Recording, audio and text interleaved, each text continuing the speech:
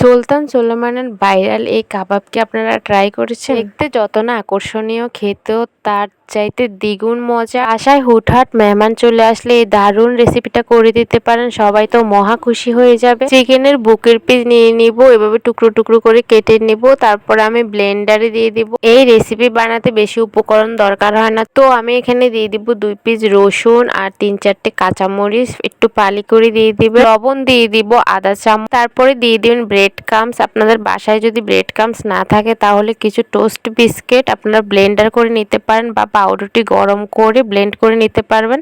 তো আমি সবগুলো উপকরণ ব্লেন্ড করে নিব। এই তো আমার ব্লেন্ড করা হয়ে গেছে, তো একটা বাটিতে সার্ভ করে নিব। সার্ভ করা হয়ে গেলে আমি দিয়ে দেবো 1 চা চামচ কর্নফ্লাওয়ার, আধা চামচ মরিচের গুঁড়ো, সবগুলো একসাথে ভালো করে মেখে নিব। এটা কাবাবের শেপে আপনারা প্রয়োজন করতে পারবেন 3-4 মাস। তো আমি আজকে কাবাবটা ভিন্ন রকমের বানিয়ে নিব, তো দেখতেই পারবেন। একটা গ্লাসে পাইপেন ব্যাগ দিয়ে আমি এটার মুখটাকে কেটে নিব, তারপরে এটার ভিতরে আমি চিকেনটাকে দিব। একটু অন্যরকম ভিন্ন ধরনের কাবাব শেপ তৈরি করব। আপনাদের বাসায় যদি এটা না থাকে তাহলে আপনারা পলি দিয়ে এরকম করতে পারেন। পলির ভিতরে চিকেনটাকে কেচি দিয়ে মুখটা কেটে নিলেই হবে। তো দেখতেই পারবেন আমি কিভাবে কাজটা করতেছি। এই তো আমার একটু চাপ দিলেই কেচি নিয়ে আমি মুখটা কেটে নেব।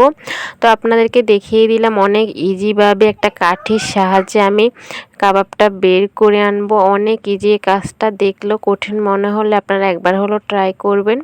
আমি এখানে 10-12টা কাঠি নিয়েছি একই সমানের, একটু ভিতরের দিকে চাপ দিলেই চলে আসবে কাবাবটা। অনেক ইউনিক লাগছে রেসিপিটা, তাই না? তো এভাবে করে আমি সবগুলো কাবাব দিয়ে দিব, তারপর আমি 10-15 মিনিট এটাকে বলক আসা পর্যন্ত অপেক্ষা করব। তো আমি উঠিয়ে নিব, উঠিয়ে একটু ঠান্ডা করে বরফ ঠান্ডার পানিতে আমি আরও 5 মিনিট চুবিয়ে রাখবো। এর ফলে কাবাবটা অনেক নরম হবে, সফট হবে।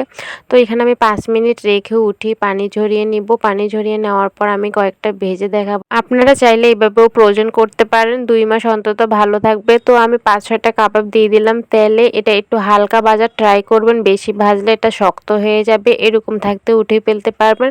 তারপর অনেক টেস্ট হবে কাবাবটা, খেতে অনেক জুসি লাগবে। তো আমি এই পর্যায়ে উঠিয়ে নিব, আর বেশি ভাজবো না, একটু বেশি কালার চলে আসলে খেতেও ভালো লাগবে না। তো আমার আজকের রেসিপিটা আপনারা জানাবেন অবশ্যই কেমন লেগেছে। এই ইউনিক রেসিপিটা অবশ্যই ট্রাই করে দেখবেন। তো আমার সাথেই থাকবেন। আর সস দিয়ে পরিবেশন করতে পারেন আপনারা, সস মেয়োনিজ এসব দিয়ে পরিবেশন করলে সসটা খেতে দারুণ লাগবে। হুটহাট মেহমান চলে আসলে আপনারা এটা দিতে পারেন। ফ্রোজেন করে রাখলে তো কোনো সমস্যাই নেই। বাচ্চারা হুটহাট বায়না করলে বা টিফিনে আপনারা তাড়াহুড়া করে যদি নাস্তা না বানাতে পারেন তাহলে এটা ভেজে দিয়ে দিতে পারবেন টিফিন বক্সে, টিফিন আর খালি আসবে না। তো আমার রেসিপিটি কমেন্ট করে জানাবেন, শেয়ার করতে ভুলবেন না। আমার সাথেই থাকবেন, আমার জন্য দোয়া করবেন। আজকে এই পর্যন্তই, আল্লাহ হাফেজ।